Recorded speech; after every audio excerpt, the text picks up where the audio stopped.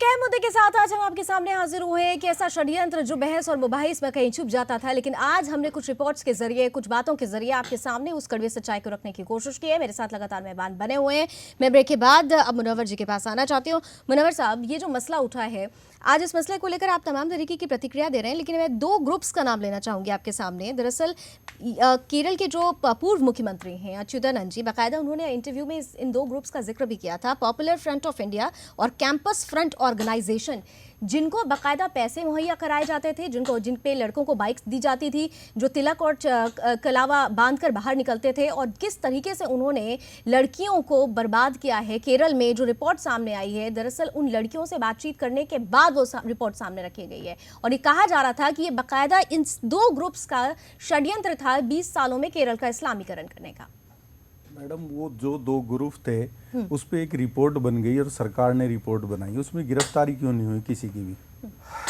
Sir, गिरफ्तारी जो लोग इतना गलत काम करते हैं, भी सामने आई है, गिरफ्तारी भी हुई जो है। लोग इतना गलत काम कर रहे हैं कि वो फंसा के और तिलक लगा के जो ना मुस्लिम लड़के और लड़कियों को फंसाते हैं। मुसलमानों को तिलक लगाने की जरूरत नहीं है, मुसलमान में इक्वालिटी है। वो खुद जो है ना लोग उसके पास चल के आते हैं और मुसलमान बनते हैं। ये मुसलमानों की खूबी है और इस्लाम की खूबी है ये कि इतने सारे लोग मुसलमान बन गए इस देश में और पूरी दुनिया में। मैं आपको यति जी के पास जाऊंगी, लेकिन आचार्य जी के पास इसलिए पहले जा रही हूँ क्योंकि आचार्य जी, आपके पास अगर मैं पूछूं तो हर रोज कितने केसेस आते होंगे आपके पास ऐसे लड़कियों के, क्योंकि आप तो लगातार काम कर रहे हैं इस पर। मुनव्वर साहब कह रहे हैं ऐसा कुछ हो ही नहीं रहा है। 4 से 5 ऐसी लड़कियां आती है जिनका शोषण, ये कठमुल्लावाद से पीड़ित मानसिकता से भरे हुए मुस्लिम युवाओं ने करा है। ऐसी 4 से 5 लड़कियां आती है और इतनी दर्दनाक कहानी कि आप सुन भी नहीं सकते।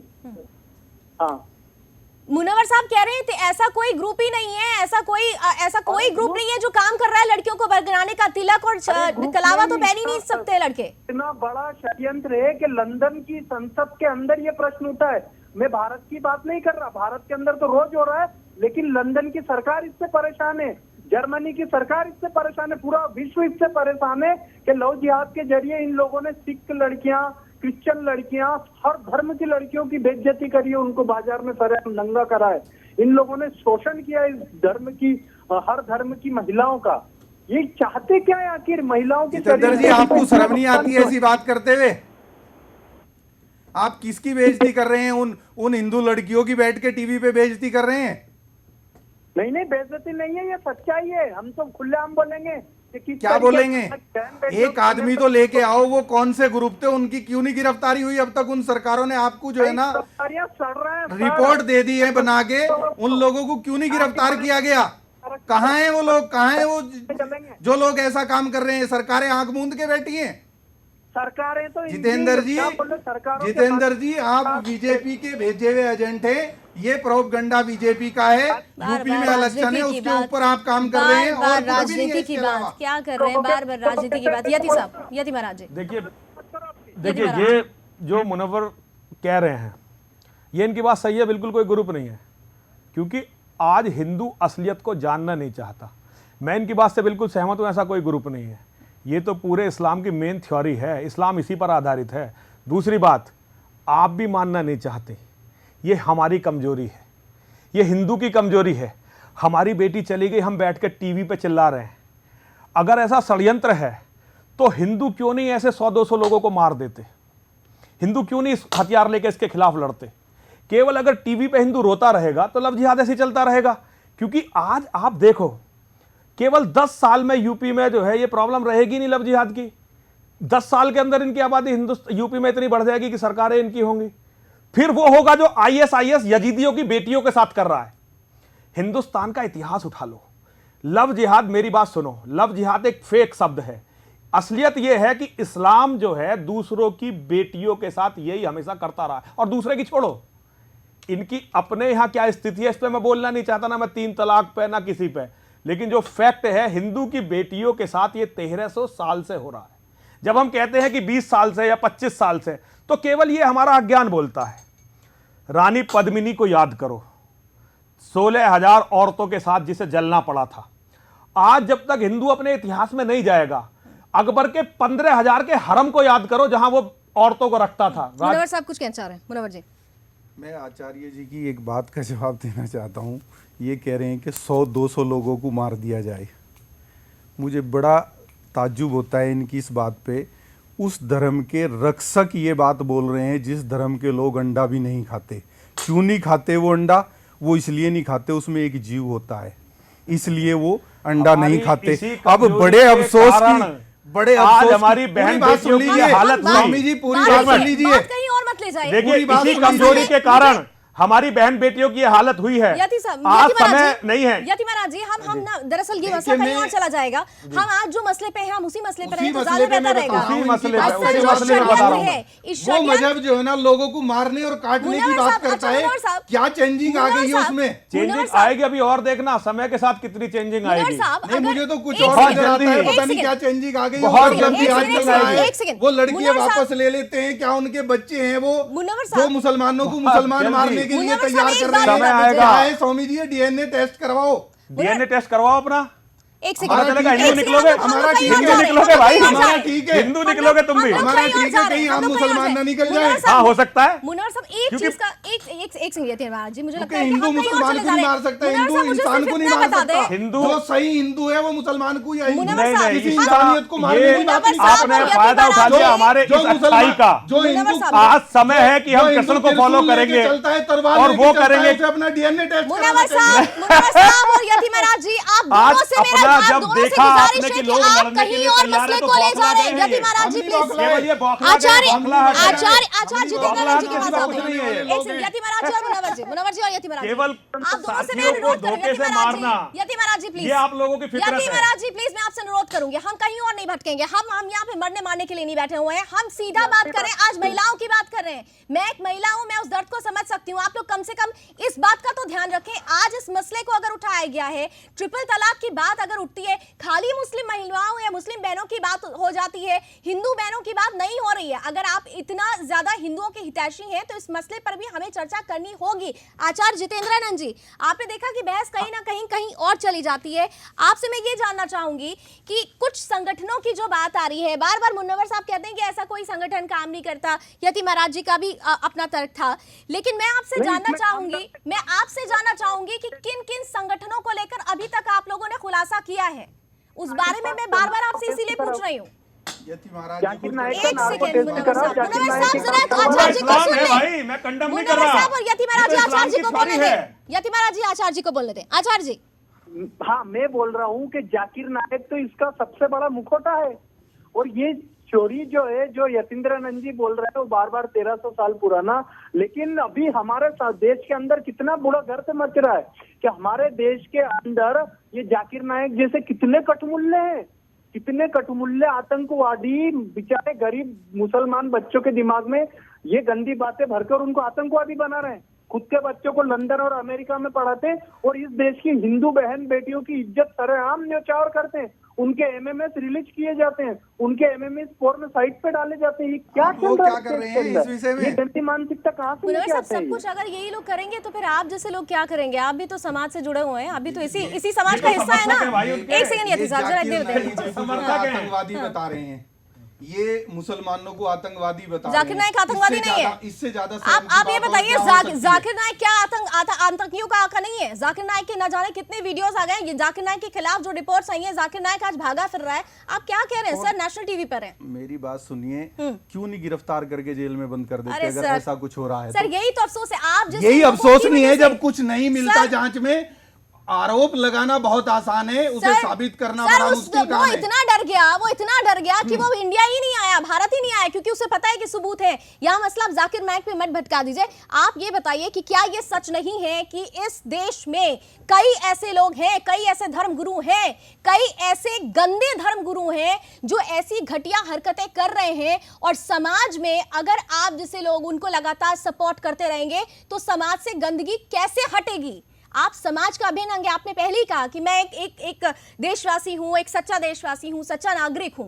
नागरिक का कर्तव्य क्या है सर? देखिए, अगर कोई किसी भी धर्म का धर्मगुरु अगर कोई आतंकवाद फैलाता है या आतंकवादियों को सपोर्ट करता है या किसी को आतंकवाद करने की सलाह देता है, ना तो वो इस देश का और ना वो दुनिया का। ठीक है। ठीक है और जी। वही धर्मगुरु और लड़की को भी रही- वर्गला के धर्म चेंज परिवर्तित करवा देता है, तब क्या कहेंगे आप?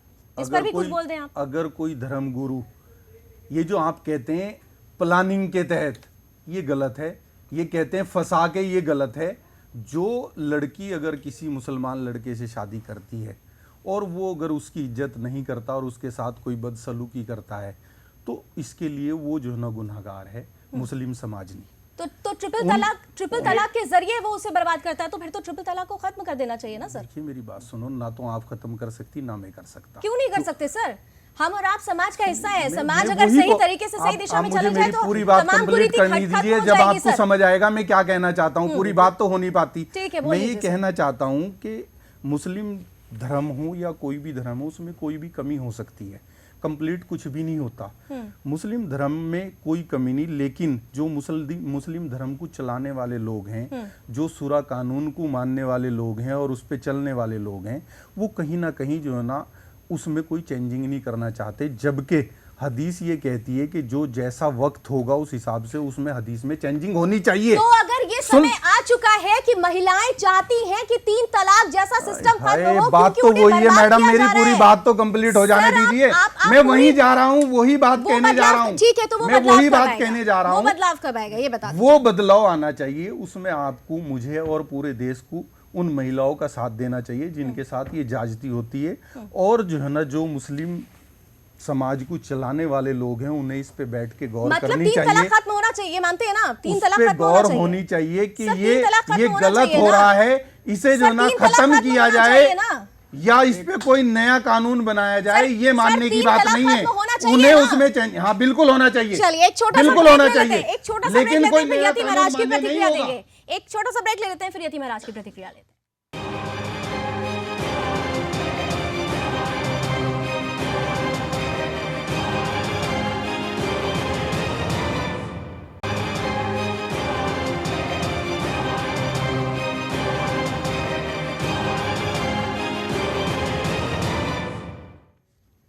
चलिए बहस को आगे बढ़ाते हैं। ब्रेक से पहले जिस तरीके से मुनव्वर साहब कह रहे हैं 3 तलाक खत्म होना चाहिए, लेकिन कोई नया कानून नहीं होना चाहिए, तो होना क्या चाहिए इस पर भी हम चर्चा करें। लेकिन उससे पहले यति महाराज जी से वो कुछ कहना चाह रहे थे। यति महाराज जी, आप एक बहुत अच्छी बहस आप लोगों ने शुरू की, मैं सुदर्शन न्यूज़ को धन्यवाद देता हूँ, लेकिन ये बड़े छिछोरेपने पर चली गई है और इसका स्तर बहुत गिर गया है। फैक्टों पर आधारित नहीं रही है ये बहस।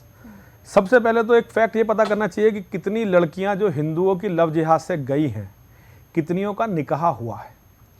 लव जिहाद से भागी हुई ज़्यादातर लड़कियां, और इसका आप फैक्ट पता कर लीजिए, ज़्यादातर लड़कियों को तो बेच दिया जाता है या मार दिया जाता है, उनका पता ही नहीं चलता कि वो कहाँ गई। बहुत थोड़ी लड़कियों का निकाह या शादी हो पाती है, ये फैक्ट है। अंदरूनी आंकड़ा कलेक्ट करके देख लीजिए आप। मैं पश्चिमी उत्तर प्रदेश का ही रहने वाला हूँ और इस समस्या से, जिस मैं कस्बे में रहता हूँ, वहाँ भी ये समस्या बहुत आम है। तो आप पहले पता करिए कितनी लड़कियां वापस आई, कितनी लड़कियों की शादी हुई, तो आप बहुत चौंकाने वाला आंकड़ा आपके सामने आने वाला है।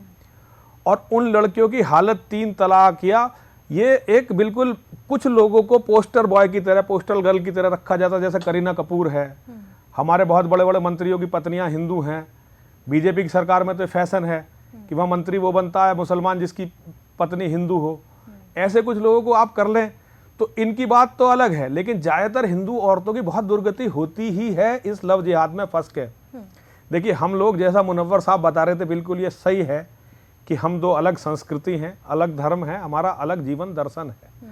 ये फैक्ट है कि मुझ जैसे बहुत कम लोग हैं जो लड़ने की हिंदुओं में सोचते हैं।